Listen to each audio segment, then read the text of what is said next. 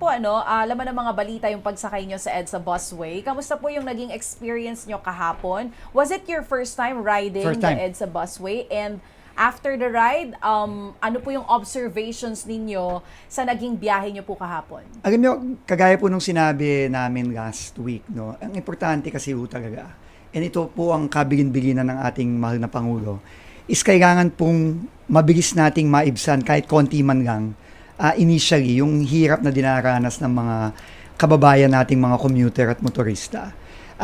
And kitang-kita po natin yan, yung hirap na dinadanas nila sa EDSA.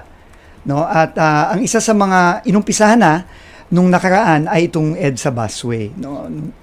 May mga nagsabi na nagdebate pa dyan na dapat tanggalin, no? Pero hindi po tayo naniniwala doon. No? Kailangan talaga lalo pa nating pagandahin at gawing mas maayos ang pagpapatakbo niyan. So, kahapon po, kasama ng tatlo sa aming mga staff, yung pong mga batang mga in charge sa busway sa DOTR, umikot po kami, sumakay po kami mula Ortigas Station hanggang Monumento.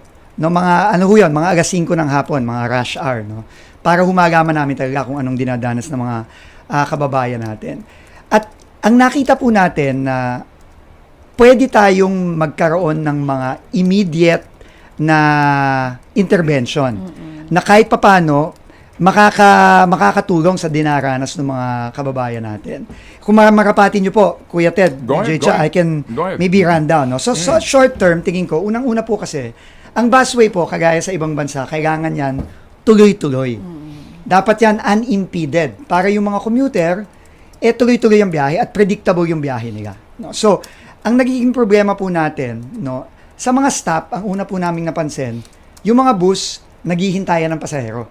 May mga ibang bus po doon, binigan ko yung oras na umaabot ng 1 minuto kalahati na nakapark. Kasi syempre, gusto nilang punuin yung bus nila. No? Hindi po pwede yun. Kailangan meron pong mga timer.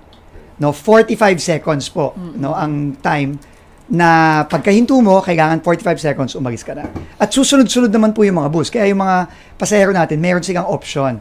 Ang problema, yung mga timer natin hindi gumagana sa maraming stasyon. No? Kailangan ayusin yon. At magdali po yan. Siguro ilang araw, baka 1-2 linggo lang, maayos na natin yan. Ikalawa po, napansin po namin, lalo na dito sa Ortigas, naghahalo po ang pila ng pagpasok sa busway sa pagpasok sa MRT station. So, na-imagine naman po, no, merong mga gustong sumakay ng MRT, may gustong sumakay ng busway, nagsisiksikan sila sa isang pila. At nagkakagulo. Unang-una po, wala pong mga sign, walang wayfinder na sinasabi, ito papuntang busway, ito papuntang MRT. Ikalawa, walang mga dedicated line. So, kailangan din pong maayos yon, no? Kaya ano lang naman ho yun, simpleng sistema lang, no? Na pagkakaroon ng linya para sa busway at linya para sa MRT. Kailangan po magkaroon din tayo ng dispatching mula PITX para may timing ang paglabas ng mga bus. No? At sa Monumento, ganun din, yung pabalik. No? Lahat po yan magagawa. Nung huminto kami sa Kamuning Station, sa PhilAm Station, sorry, may 2 elevator po doon. Pareho pong hindi gumagana. Ayun. Kailangan yun maayos. No? Kasi, bakit pa nandoon kung hindi natin magagamit? Hindi ba? So, kailangan nating ayusin yun. So, marami po tayong pwedeng gawin immediately. Pero, meron din po tayong pwedeng gawin medium term, meaning 6 to 12 months. At meron po akong napakagandang napansin, nagpapasalamat po ako sa SM Group, no, sa C Family. Nag-donate po sila ng 2 stasyon ng busway. Isa sa North EDSA, sa harap ng SM, at isa sa Mega Mall. Naku, napakaganda po, Kuya Ted. World class yung facility. I think i-inaugurate nila to in a couple of weeks or months. No? Kailangan lahat ng stasyon natin ng busway, ganon. So, kailangan po ipagawa yan. May budget naman po ang DOTR, may budget ang MMDA. Kailangan pong ipagawa yan. So, tingin ko po, pag ginawa po natin itong lahat, tingin ko malaking bagay po para sa mga commuting public natin. Yung pong binabanggit nyo na immediate interventions, bukod dun sa 6 to 12 months na mga plano ninyo na pwedeng gawin for EDSA Busway, ang ganda ng mga plans ninyo at least kayo po mismo no, na-experience nyo first hand kung ano yung problema ng commuting public. Yun nga lang, one day lang yan. Kung everyday yan gagawin, mas makikita nyo lalo yung problema nila. Pero yung immediate intervention sa binabanggit nyo, how long bago po ito magawa? Ako tingin ko po yung mga minention ko kanina, 1 to 2 weeks kaya na pong gawin. Oh, wow. Kasi like I said, no, hindi po to rocket science, hindi po to mahirap gawin. No? In fact, dapat matagal na sanang ginawa to. Okay. So, wala akong question doon sa adhikain ni Sec, ha? Ito kasi yung ideal setup na may schedule yung bus. Yes. Para ikaw na mananakay, alam mo yung schedule na pagdating mo doon at may darating na masasakyan ka. Yan po kasi yung ideal, parang BRT system. Ano po? Sec, hindi ho kasi siguro kayo nagbigay ng mahabang oras para mapagtanto din ninyo yung problema natin sa connectivity, yung intermodal connectivity. Kasi kung ikay manggagaling ng Rizal, mag-jeep ka, Aurora Boulevard ang baba mo, kung saan ka sasakay na EDSA busway station, pagkalayo-layo, yung pong ganong usapin po kaya, meron kayang intervention kayo doon, sir? Dapat po magkaroon Dapat po, yung sinasabi nyo nga pong multimodal connectivity, critical po yan. No? Ika nga, point to point dapat ang Yes. pinag-uusapan natin. Mula sa pag-alis ng mga kababayan natin sa bahay nila, sasakay sila ng tricycle, sasakay sila ng jeep, aabot sila ng EDSA. Kailangan yung mga hintuan ng jeep o kung ano man ang pinanggalingan nila sa tahanan nila, kailangan accessible agad-agad dun sa mga stasyon either ng MRT o ng busway. So kailangan po yan ng maayos na pagpaplano. And kailangan po talaga ikonsulta natin yan sa ating, hindi lang sa ating MMDA, kundi pati sa mga mayors natin. Kailangan po kasi, kumbaga, kailangan po yan lahat naka-link, no? Kagaya ng nakikita natin sa ibang bansa. Unfortunately po sa atin kasi, naging chapsuy-chapsuy po kasi tayo dito sa Metro Manila, no? Kasi talagang patong-patong na lang po ang ginawa nating at pachi-pachi na lang po ang ginawa nating solusyon. Pero may paraan po dyan Kailangan po talagang aralin ng mabuti.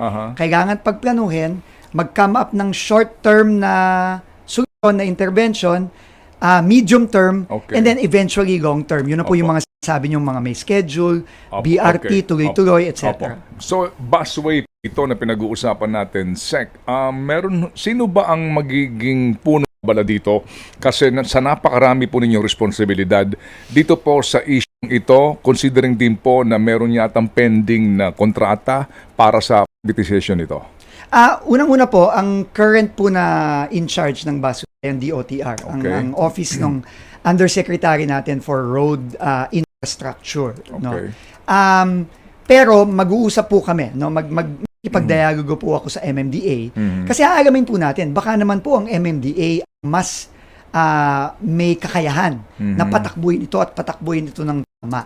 No? Kasi kagaya nga na po na sinabi nyo, ang DOTR, Diyos ko, napakarami po talagang mga proyekto niyan. So pag-uusapan po namin yan. No? Okay. So, kasi po, nakaisang araw pa lang kayo. Maganda rin na mapakinggan nyo yung sinasabi ng mga commuting public gumagamit ng busway, yung kukonekta galing po sa kanilang pinanggalingan na sa Guadalupe, sa dito Ortigas, no? Kapag nag-jeep ka, napakalayo ng lalakaran mo at exposed ka sa lahat ng mga elements. Pati sa traffic exposed. Yes, opo. Yun hubang walkway na ito na nararapat mong ibigay sa kanila, kasama ba yan sa privatization na kontrata ditong busway?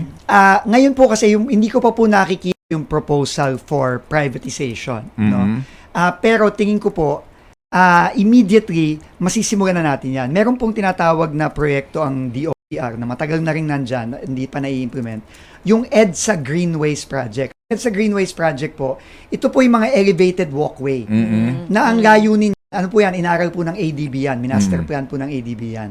Meron pong 4 na initial sa phase 1, Balintawak, Cubao, Ortigas at Guadalupe. Ang layunin po niyan ay i-connecta yung mga iba't ibang modes. Unang-una yung MRT, MRT to busway, jeepney stop to busway and MRT. Okay. So ano po yan? Mga elevated walkway at mga covered walkway na dapat seamless po ang connection. Dapat po yan ma-implement at hindi po yan matagal na gawin. No? Tingin ko po, definitely within the term ni Pangulong Bongbong Marcos, matatapos po natin yan. Kailangan lang po talagang masimulan na. Under ho ba ng DOTR yan? Under po ng DOTR yan. It is a, official development assistance po yan galing sa ADB. At matagal na pong pinlano yan at dapat i-implement na finally.